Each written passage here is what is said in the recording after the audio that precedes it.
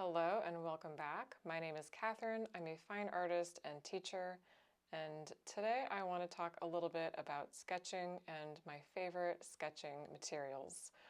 Right now I am both teaching a class on sketching and I am also participating in another class on sketching as a student.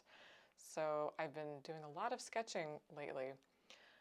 The class that I'm teaching right now will be over by the time that this video comes out, but I teach a lot of sketching classes and I have some coming up soon. So if you're interested in taking a sketching class with me, do check the description below. I'll leave all the information there. Even if I'm not teaching or taking sketching classes, I do tend to spend time in my sketchbooks pretty regularly. This is something that I do, partially just for fun. I think it's important to have some part of your creative process that is purely joyful, purely for fun. But I think it's also a great way to continue your learning as an artist. And if you're an artist, in my mind, you are a perpetual student. Art is endless. There are always new techniques, new subjects, new genres, all kinds of new things to discover no matter how long you've been drawing or painting. And you can sort of open yourself up to all of those possibilities in a low stakes, fun way just by keeping a sketchbook. So whatever level of practice you're at, whatever level of professional development you're at, I think keeping a sketchbook is pretty fundamental. I use my sketchbooks for planning paintings, planning big projects, working out color mixtures, working out compositions, just any kind of planning stage of a painting generally happens in my sketchbook, and these are all examples of that you can see here. I also like to explore new subjects, things that maybe aren't so typical for me to paint. I learn a lot about how to paint or represent different subjects just by messing around in my sketchbook. I like to explore, different ways or different styles of painting that I might not normally approach. And I also like to do a lot of master studies. I just copy paintings that I love by different artists that I admire, and it's a great way to, again, explore new styles and continue learning and growing. So let's talk about materials. I'm only going to talk about dry media today. I'll make another video about my watercolor sketching supplies. Anyway, this is my little pen pouch that I love so much. This is my favorite pen pouch I've ever had. I'm going to share all of my materials recommendations in my free sketching guide, which again will be in the description below, so do check that out. Anyway, I love this little pouch because it's nice and flat, and I can just open up the top like this and sort of look down into it, and it's really easy to just pull out whatever pens or pencils I might want. Just by, sort of opening the top like this. So it's really convenient. It fits nicely in a purse. It's very compact, but it fits a lot of stuff. So I can open up the zipper all the way like this, and the pouch opens up like a book, like that. And then you can really easily see all of the materials. They're nice and secure. I prefer to have a pen pouch where everything is sort of held in place. I tend to prefer that over the kind of pouch where everything's just sort of tossed around all together and makes a big mess. Not my favorite. I much prefer this. Anyway, let's talk about the materials themselves. So this is my favorite ballpoint pen. This is an Otto pen, and I really like this one because it has a super fine point. And that means that I can do some very nice, subtle hatching in a really controlled way and very slowly build up the value to create a more tonal sort of ink sketch.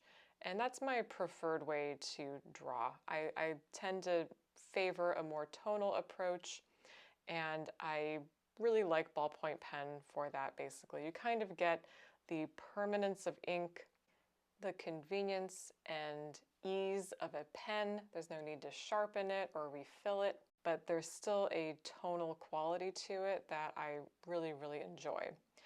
And with this pen also, you can use it very lightly, but with a little bit more pressure, you will get a darker line and a little bit more of a graphic quality to it. So it's just a great pen all around. This is my second favorite pen. This is the Bolograph pen. And I like this one because the ink is very, very light, even lighter than the Otto pen. So if you're trying to work in a very subtle manner, this is perfect. Also, the ink is very dry, so you don't get those little like gummy blobs of ink all over the place. Very nice if you hate that. Now this used to be my favorite pen. This is the Zebra pen. I used these like all through high school. In fact, this particular pen is probably from my high school days and I just still have it. I don't use these as much, but they are nice because it has a thicker line to it and a little bit of a darker ink. So if you need that bold line, it's a good option. So I still love this pen. It's just not really in my case anymore. This is a newer pen to me. This is a Kaweco Sport, and I mostly love this pen just because it's really comfortable to hold. I have carpal tunnel syndrome and cubital tunnel syndrome, and this pen just being a little bit lighter and thicker, it's very comfortable to hold and it doesn't hurt my hand as much as a thinner pen sometimes will. So, plus it's so cute. Look how cute it is. I mean, come on. It's adorable. Love this pen. Now I have to have a pencil with me generally. Now if I'm out sketching someplace away from home, I really do prefer a mechanical pencil just for the convenience. I don't have to sharpen it, I don't have to bring extra tools with me, so keep that one around. But normally I do prefer a lead holder like this one. And a lead holder I prefer to a wooden pencil just because it's really a lot easier to keep these very, very sharp. You can just use a tiny bit of sandpaper or a lead pointer to just sharpen the tip quite quickly, and it will keep a point easier than a wooden pencil. This is the lead pointer, by the way. You see you just sort of spin the pencil around in there, and then it's needle sharp, super, super, super sharp with very little waste. So yeah, lead holders, they're great. I love that thing. But my favorite lead holder actually is this one. It's another Kaweco product, this Kaweco special mechanical pencil with this 2mm lead. It's so nice, again, just really comfortable to hold. It's great for my carpal tunnel again. So this is actually my favorite lead holder now that I have this one. If you have graphite pencils around, of course, you need an eraser. And again, for my pen case that I just carry around like this, I prefer this kind of mechanical eraser because it's very precise, it fits in there nicely, it doesn't make a mess, it's just really convenient. I also have this smaller one, this Tombow Mono, and I don't use this as often, but you know, sometimes if you have like a little tiny highlight that you're trying to get in a small space, like on the very edge of this rose petal, this little tiny mechanical eraser is just the thing. You can get a nice sharp line super easily. So it's a great little tool. I love that thing. Oh, I almost forgot about this little felt tip micron pen. I actually don't draw with this very much. I tend to use it just at the very end stage of my ballpoint pen drawings to add a little bit of a darker value. The ink in this pen is very, very black, and so you can use it to just get a bit more of a full value range, a little bit more contrast. And I find that that little bit of extra value range can help the drawing to feel more grounded and solid. Speaking of a full range of value, I do have some white markers in here.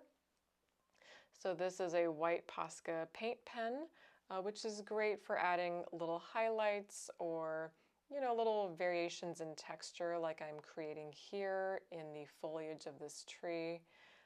It adds a nice kind of painterly dimension that you can't really get any other way. It's really fun to use. I also have this Jelly Roll gel pen, which is really similar actually to the Posca paint pen. It's just a little bit finer and it's maybe a bit cleaner to use. Sometimes that Posca pen can be a little unpredictable. So doing very fine highlights like this, I'll tend to use the Jelly Roll just so I can have more control over those marks and how much ink is going on the page, that kind of thing. I tend to carry them both. I do like to use them for both tonal drawing and for gouache and watercolor painting as well. The last thing I have is this little ruler thing. It's nice to have a straight edge. This one happens to also be a stencil. And that's it. That's all my sketching materials. Again, check out my free sketching materials guide in the description below. You can find all of the materials I listed here, plus some extra recommendations too that I also really enjoy. Anyway, I hope it's helpful. Thank you again so much for being here, and I'll see you next time. Happy sketching, everybody.